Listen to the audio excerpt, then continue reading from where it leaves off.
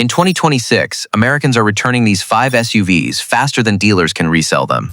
And the worst part? Salespeople aren't telling buyers why.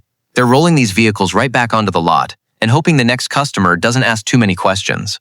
If you're over 60 and thinking about buying a new SUV for retirement travel or hauling the grandkids, you need to see this list before you sign anything. Because the last thing you want in your golden years is a car payment on a vehicle that spends more time in the shop than in your driveway. Number 3 on this list is the one that shocks everyone. It's a name you trust, a name your neighbor probably owns. Let's get into it. Now, I'm not here to scare you. I'm here to save you money. I've spent the last 3 weeks reading through NHTSA complaints, digging through Consumer Reports reliability data, and talking to 3 independent mechanics who've seen these exact vehicles come back through their bays with the same complaints, again and again. Every SUV on this list has a legitimate, documented problem, not a rumor, not a TikTok trend. Real issues backed by real data that are costing owners thousands of dollars, and that's exactly why they're driving them back to the lot instead of keeping them. Before we start, if this video helps you avoid a bad purchase, do me a favor and hit that like button. It tells YouTube to show this to other folks who need to see it before they make the same mistake. Starting with number 5, the Ford Escape, specifically the 2024 to 2026 models equipped with the 1.5-liter EcoBoost engine. Now, the Escape has been a decent seller for years. Compact, easy to park, good for grocery runs and short road trips. But here's what dealers aren't advertising. This generation has a transmission defect that's showing up right around the 15,000-mile mark, which for most retirees is barely a year of normal driving.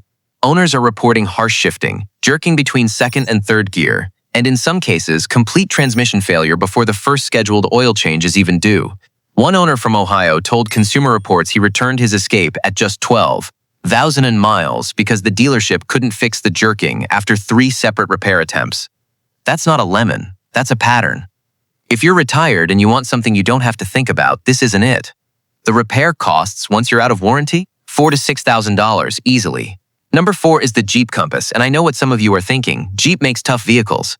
They do. The Wrangler and Grand Cherokee have earned loyal followings. But the Compass? That's a different story entirely. The 2023 to 2026 Compass models are being returned for one reason more than any other: electrical system failures. And I'm not talking about a glitchy radio or a Bluetooth pairing issue. This is deeper than that. We're talking about total battery drain overnight, cars that won't start the next morning with no warning. We're talking about the start-stop system failing and leaving folks stranded in parking lots. And we're talking about the forward collision warning going off randomly on empty highways, which isn't just annoying, it's genuinely dangerous if you're relying on that system to work when it matters. For a retiree who drives to doctor appointments or visits family 2 states over, reliability isn't a luxury, it's a requirement. The Compass, unfortunately, is missing that mark by a wide margin. Average electrical repair bill on these, $1,800. And that's if the shop can even find the problem the first time. A lot of owners report going back 2 or 3 times before it's actually fixed. Number 3. This is the one that surprises everyone who walks into my comments section, and I guarantee some of you watching right now already own one. The 2024 to 2026 Chevrolet Equinox. I know, the Equinox has been a top seller for 15 years running. Your neighbor probably has one.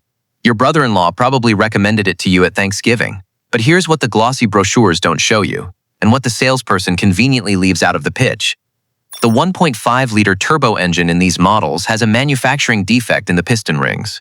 Oil is getting past the rings and into the combustion chamber where it doesn't belong. Owners are reporting oil consumption as high as 1 quart every 1,000 miles. That is not normal. That is not acceptable. And for a vehicle marketed directly to families and retirees as worry-free, it's a serious problem that undermines the entire pitch. General Motors knows about this.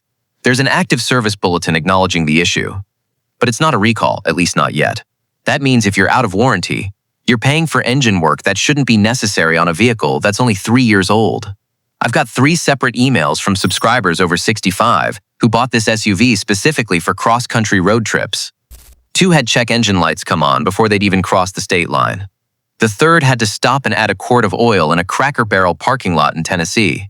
You shouldn't have to carry a case of motor oil in your trunk just to take a road trip in a car that's supposed to be reliable.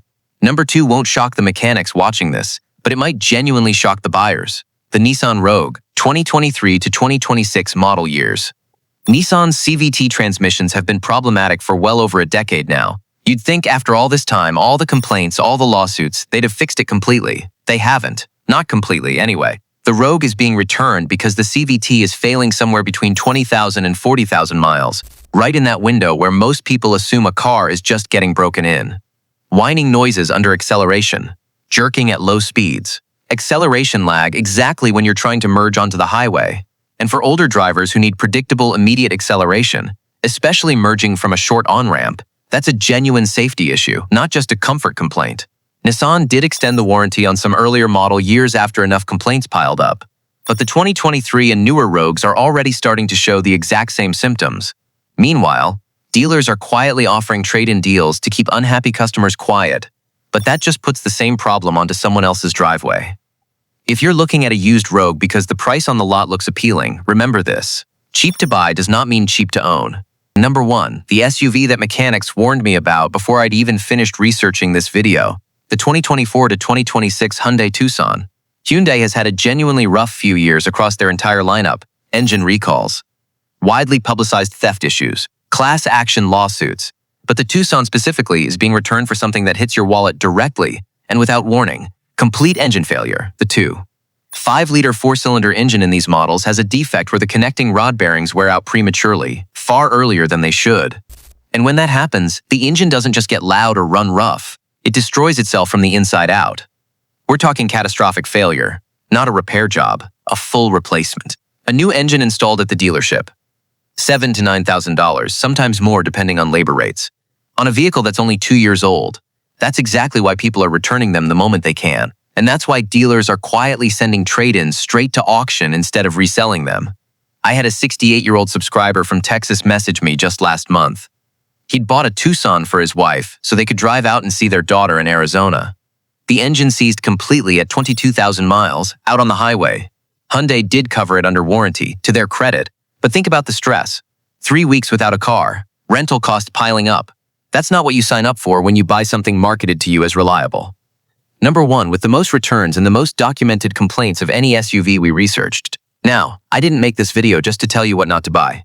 That's only half the job. Let me give you 3 alternatives that mechanics I trust actually recommend for folks in our age group. Number 1, the Toyota RAV4 Hybrid. Not exciting, not flashy, but the hybrid battery and engine combination in the 2023 and newer models. Genuinely bulletproof, backed by more than 2 decades of Toyota hybrid engineering. And 40 miles per gallon means fewer stops for gas on long drives to see the grandkids. Number 2, the Honda CR-V. Specifically the non-turbo 2.4-liter engine if you can find a clean 2022 or 2023 model. Simple engine, no unnecessary complexity. Easy for any mechanic to work on, and parts are available everywhere, which matters if you're traveling and something needs attention on the road. And number 3, if you need something a little bigger for hauling gear or grandkids, the Subaru Outback. All-wheel drive comes standard, which matters in winter weather. Excellent visibility from the driver's seat, and the 2.5-liter Boxer engine has a track record that goes back 2 full decades of consistent, predictable reliability. These aren't the cheapest SUVs sitting on the lot, and I won't pretend they are. But they're the ones you'll still be driving 5 years from now without a second thought, and that peace of mind is worth the extra couple $1,000s up front.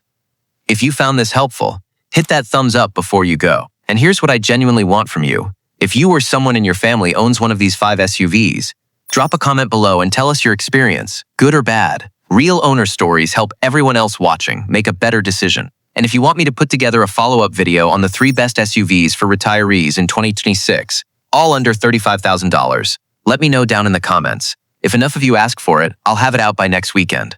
Thanks for watching. Stay safe out there on the road, and I'll see you in the next one.